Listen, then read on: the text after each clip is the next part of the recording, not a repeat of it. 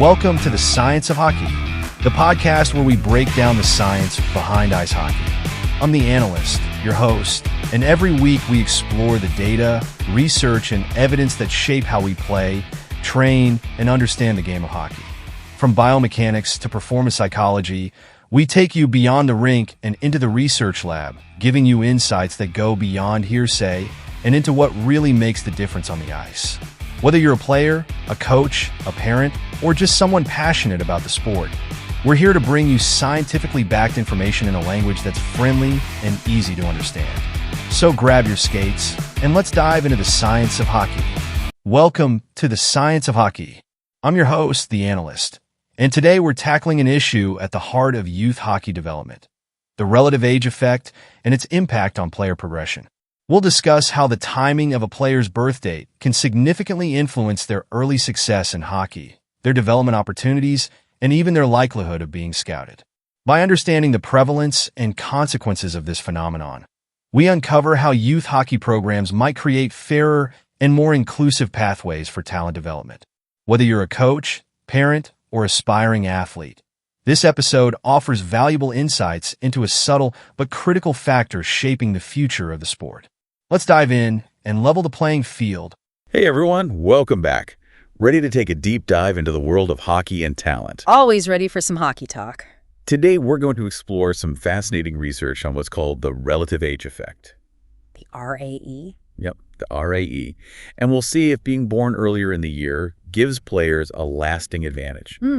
Sounds intriguing. We'll be looking at a 2023 study from the Journal of Human Kinetics. Interesting. Yeah, it analyzes junior and professional hockey leagues. All the way up to the NHL. All the way to the NHL. Yeah. And get this, we might uncover a twist that challenges the very idea of the RAE. A twist, huh? I'm all ears.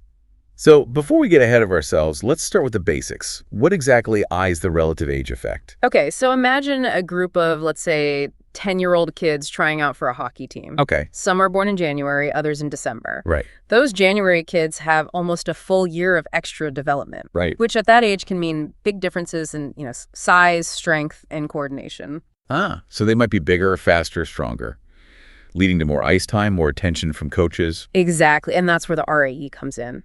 That initial advantage, it kind of snowballs. Early-born players get more opportunities, better coaching, play against tougher competition, all of which helps their development. So basically, it's like a self-fulfilling prophecy in a way. It can be, yeah. And the study found this effect is particularly strong in, Canadian hockey leagues. Yeah, it's wild to think that even in Canada, with their massive hockey culture, over 300,000 players, those born in the first quarter of the year are still overrepresented at the elite levels. It's a real phenomenon. But here's where things get really interesting. The study found no significant physical differences between players born in different quarters once they reach the NHL. Right. And that's huge because it challenges the assumption that, early-born players just maintain this physical edge throughout their careers. Yeah, so then the question becomes, if it's not just size and strength, what else might be driving their continued success at that level? Well, it could be a bunch of things, right? Think about skill development, psychological advantages, maybe even coaching biases that stick around even when players' physical differences even out. I'm curious about those psychological advantages. Does the study touch on that at all? It does, actually. The study hints at a reversal effect, meaning the RAE might fade away or even reverse at the highest levels of play. Wait, a reversal.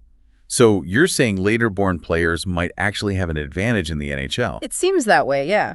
Remember, we talked about early-born players getting more exposure and ice time when they're younger. Yep. Well, this study found that late-born players who DO reach the NHL often show, comparable and sometimes even superior performance in certain areas. So they're playing catch-up, but they end up on par or even ahead. Exactly. The researchers looked at advanced stats like points per 60 minute of ice time to, account for variations in playing time. Right. And they found late-born NHL players were holding their own. And at the 75th percentile, they actually had more ice time per game than early-born players. Wow, that is fascinating. So even though those early-born players might get a head start, some late bloomers are not only catching up, they're exceeding expectations. What might explain that? Is it just raw talent winning out, or is something else going on? No, that's the million-dollar question, isn't it? Perhaps those late bloomers develop a greater sense of resilience and determination because they had to overcome more to reach the top. Yeah, that's an interesting point. They've constantly had to prove themselves and fight for every opportunity.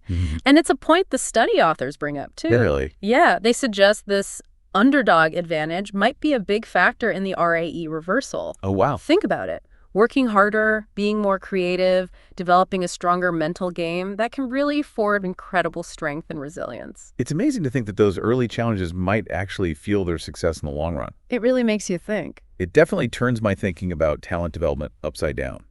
So, being born earlier in the year might give you an initial edge, but it doesn't guarantee long-term success in hockey. Not at all. It seems those early challenges later-born players face could actually be a driving force behind their eventual achievements. It makes you wonder if we're putting too much emphasis on those early advantages. Yeah, Maybe psychological factors play a much bigger role in long-term success than we realize. absolutely.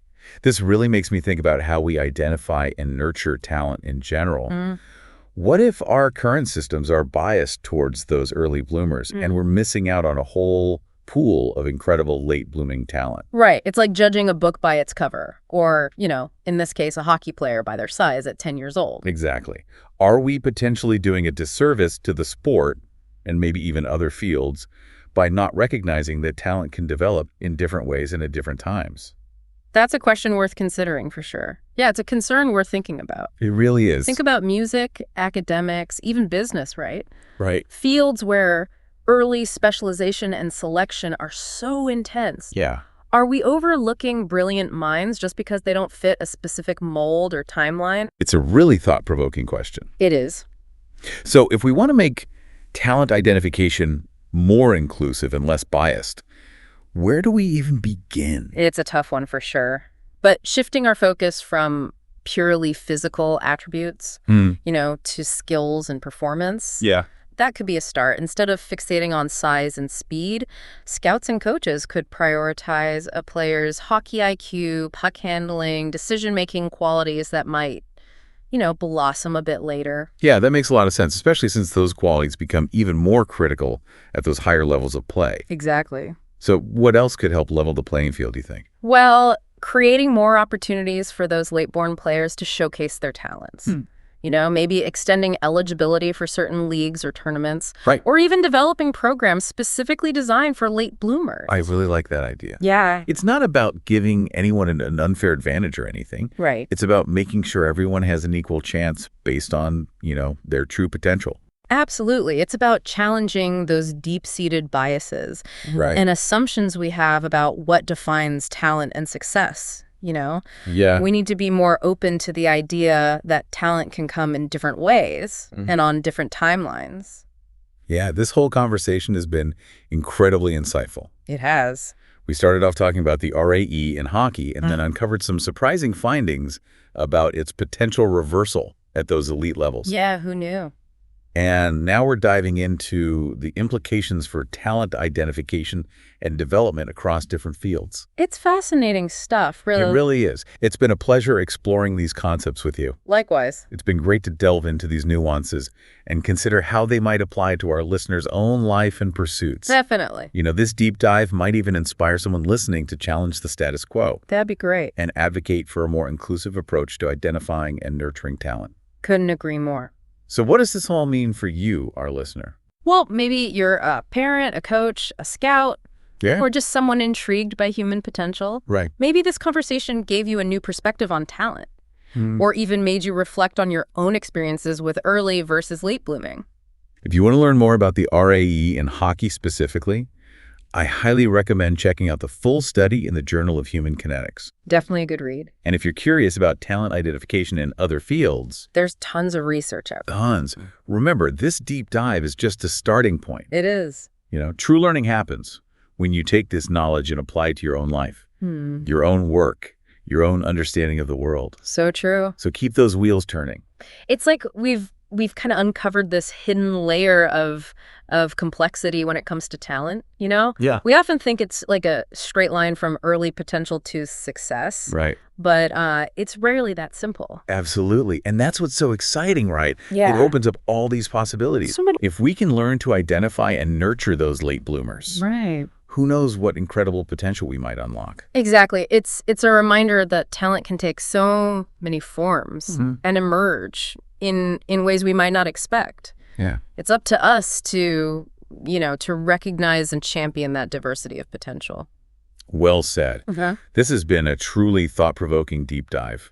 It has. We challenged some assumptions about the RAE, explored the surprising success of those late bloomers, Yeah. and even, talked about how we might create more inclusive systems for identifying and nurturing talent in general. Hopefully it's given you, dear listener, some new insights, some new questions to think about. Yeah, maybe it's given you a fresh perspective on your own journey, Yeah. or inspired you to think differently about talent in your own field. Whatever your takeaway, we hope this deep dive has sparked your curiosity and encouraged you to keep exploring the fascinating world of human potential. Absolutely.